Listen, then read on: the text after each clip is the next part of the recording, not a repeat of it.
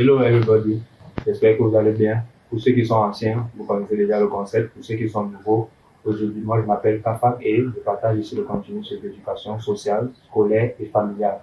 Parce que pour moi, c'est important de savoir vivre en société, en harmonie avec tous ceux qui nous entourent. Cette société peut être nos frères, nos sœurs, nos amis, nos collègues de travail, tout ce avec qui nous partageons notre vie au quotidien.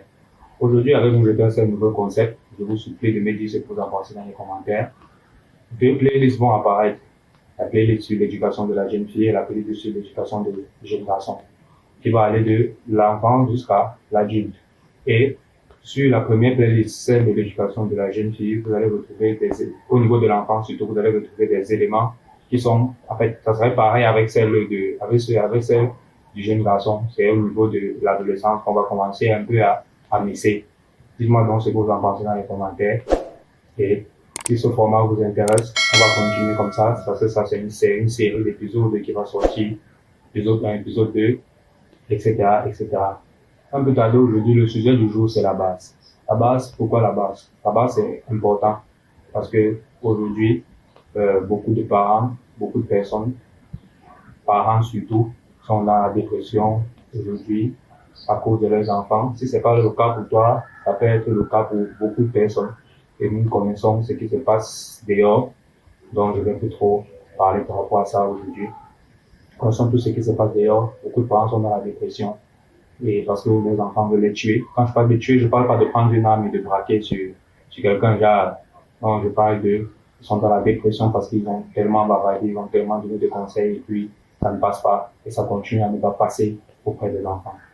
Et vous informez aujourd'hui que les parents aujourd'hui, je pense, c'est vous le miroir et le visage de l'enfant.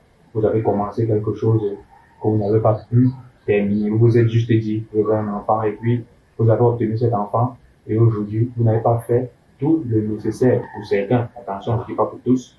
Tout le nécessaire qu'il fallait pour accompagner ce jeune plan en poussée. Par contre, aujourd'hui, rappelez-vous, vous avez, pour ceux qui l'ont fait, vous avez prié le Seigneur, pour avoir un enfant, parce que ça faisait 5 ans que vous êtes mariés, vous n'avez pas pu avoir d'enfant. Pour ceux-là qui l'ont eu directement comme ça, vous l'avez tout de même eu. L'enfant, c'est une grâce, c'est une bénédiction. Parce que nous sommes tous, on marche dans les rues, on déambule dans les rues, il y a beaucoup de personnes. Et on se dit que forcément, toutes ces personnes, tout le monde a des enfants, non, il y a des gens qui n'en ont pas. Et lorsque vous en avez, prenez-en le plus grand soin. Aujourd'hui, moi, je pense qu'il faudrait qu'on quitte en Afrique, on essaie de quitter de ce concept où, on veut quitter du concept de l'argent, en fait. Quand je parle de quitter du concept de l'argent, de voir plus loin que ça, c'est de pouvoir se dire, faut que ça finisse. Que l'époque où on passait le temps à se dire, ouais, si on ramène la bouffe, si on ramène des vêtements, et si on amène cet enfant à l'école, si on parvient à le soigner, on a tout fait. Non. Il faudrait qu'on rentre dans le concept aussi qu'il y a aussi le mindset, il y a aussi la mentalité, ce qu'on inculque à cet enfant-là lorsqu'il est encore jeune, c'est-à-dire lorsqu'il est encore, vous avez compris, et pour qu'il puisse grandir et être utile à la société. Je dis, c'est la base. L'enfant est une plante. Et pour qu'une bonne plante puisse germer, il faudrait que le sol sur lequel cette plante est en train de pousser soit fertile, soit un bon sol pour que cela pousse. Parents, c'est vous le sol, et c'est l'enfant qui est la plante. Et pour dire que vous avez à 80%, la responsabilité d'éduquer votre enfant et de donner une direction que vous voulez que cet enfant suive pour pouvoir être un homme utile à la société. Et malheureusement, on se rend compte que, comme j'avais dit dans une de mes précédentes vidéos, beaucoup d'enfants sont des brigands. Moi, je ne vais pas tirer sur eux, je vais plus tirer sur les parents. Parce que quand ça ne marche pas, ça veut dire qu'à un certain niveau, il y a des choses que vous n'avez pas fait. Il y a des choses que vous n'avez pas fait. Je vais laisser cet exemple ici en vous prenant l'exemple de la Formule 1. Pour ceux qui voient la Formule 1 qui sont passionnés de voiture, lorsque un pilote amorce un virage, il sait déjà précisément à quelle vitesse et à quel angle il doit prendre ce virage pour pouvoir bien réverser lorsqu'il sera sur la ligne droite. Et lorsqu'il amorce mal ce virage-là, il sait au fond de lui qu'il est quasiment impossible à 80%, voire à 100%, si on veut dire que ce soit parfait, qu'il réajuste bien et qu'il prenne la ligne droite. Ce qui fait qu'on va le dépasser. Donc, c'est la même chose qui se passe avec nos enfants. Nous négligeons énormément la base. Nous négligeons énormément tout ce qui se passe lorsque l'enfant est encore à ses débuts lorsqu'un enfant est encore petit, école maternelle, école primaire, nous négligeons beaucoup de ces aspects. Je vais continuer ma lancée sur un seul exemple d'accord que je vais prendre aujourd'hui pour tirer plusieurs autres exemples. Pour la petite histoire, voici un enfant qui se lève chaque jour le matin et va à l'école avec sa gamelle de nourriture que sa maman l'a préparée. Et puis quand il arrive à l'école, il rentre toujours sans gamelle. Maintenant, faisant ce constat, la maman est inquiète, se demande, mais où va la gamelle de cet enfant? À chaque fois qu'il part, il rentre sans gamelle et je suis toujours obligé d'en acheter. Enquête menée, elle se rend compte que les gamelles proprement dites sont à l'école et les élèves, les camarades de son enfant à l'école primaire emportent ces gamelles et partent avec chez eux. Le parent de celui qui a emporté la gamelle voit la gamelle quand l'enfant rentre et tenez-vous bien, parce que là c'est, je ne sais pas comment je peux prendre ça, tenez-vous bien, il rentre, il prend cette gamelle et il nettoie. Demain matin, c'est dans la même gamelle qu'il met la nourriture de son enfant pour que son enfant aille à l'école. Qu'est-ce que ce parent est déjà en train d'apprendre à cet enfant, selon vous, vous qui me regardez, vous qui me suivez?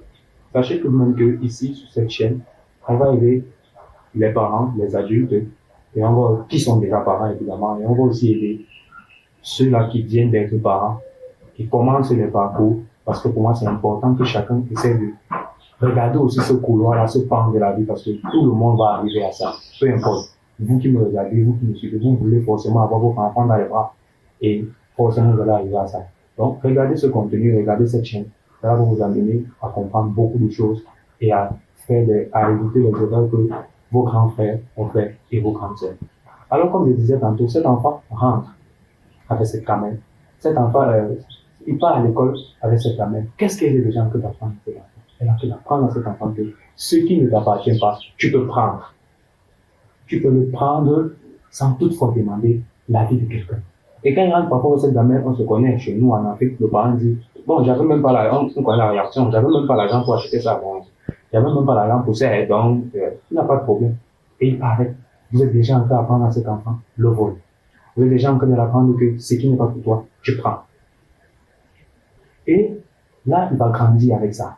Parfois, on voit des petits exemples autour de nous. Il y a 2 enfants qui se chamaillent pour quelque chose de 5 ans, peut-être 3 ans.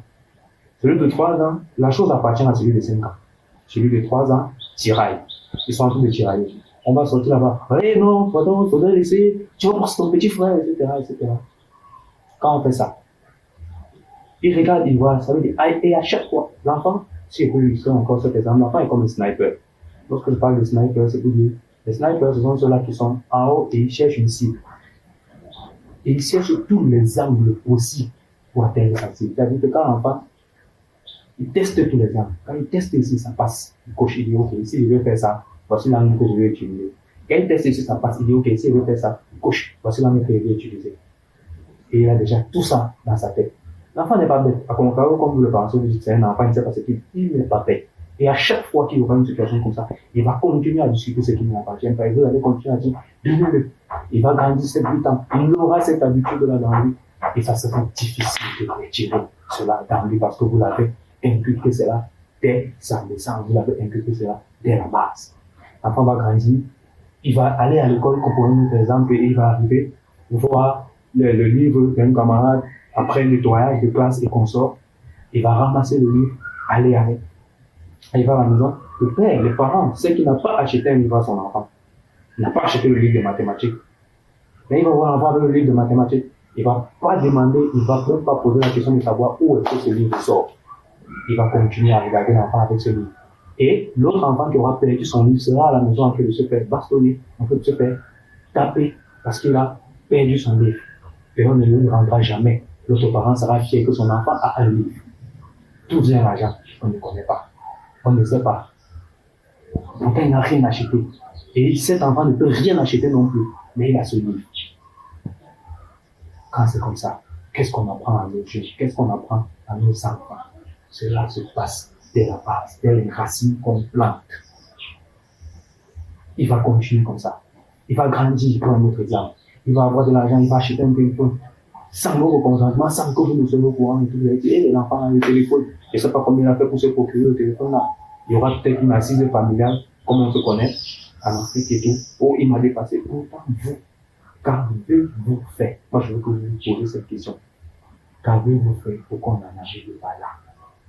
Même quand l'enfant est encore petit, il ne faut pas tout supporter. Le parent est à même de savoir quand est-ce qu'il faut tolérer et quand est-ce qu'il ne faut pas tolérer. S'il faut punir, tu vois, ce que j'aimerais aussi dire aujourd'hui aussi, c'est que beaucoup, nous ne voulons pas que nos enfants soient. C'est un fait, c'est évident. Mais est-ce que c'est en les éduquant de la mauvaise manière qu'on pourra les épargner toutes les peines du monde? On ne pourra pas les épargner toutes les peines du monde parce qu'il va falloir que chacun porte sa croix, que chacun marche et qu'il aille de l'avant avec cette croix-là pour affronter les difficultés de la vie. Donc c'est pas en les élevant dans le mauvais sens, dans la mauvaise mentalité, dans les mauvaises conduites que nous allons arriver à bon port. Nous n'allons pas y arriver. Au contraire, nous créons des bombes nucléaires qui sont chez nous et que quand ça va éclater, ça prendra notre tête. Et nous allons tous mourir à cause de cette bombe. Il y a des parents qui ne dorment pas. Il y a des parents qui ne dorment plus parce que leur enfant est devenu quelqu'un d'irrécupérable. Qu'avez-vous fait pour qu'on en arrive là? Et vraiment, tout cela est très déplorable. Parents, vous avez une grosse part de responsabilité. C'est un peu comme la croissance, comme on dit souvent, la croissance d'un poulet. Dans l'élevage de poulet, pour ceux qui le pratiquent, il y a plusieurs étapes. Il y a la première étape, c'est-à-dire la croissance. Lorsque cette croissance n'est pas bien faite, vous êtes convenable, vous ne pouvez pas vendre ce poulet au même prix que si la croissance était bien faite. C'est déjà raté, on ne reviendra plus jamais là-bas. Donc, faisons attention à ce que nous faisons, à ce que nous disons de la base à nos enfants. Apprenons à observer, apprenons à écouter, à observer, à orienter et enfin agir quand ça ne va pas. Regardons nos enfants de là-bas, c'est très important. C'était le message du jour. Dis-moi ce que vous en pensez en commentaire de ce nouveau format. On continuera comme ça avec plusieurs autres exemples, plusieurs autres idées. C'était capable aujourd'hui. Merci. Et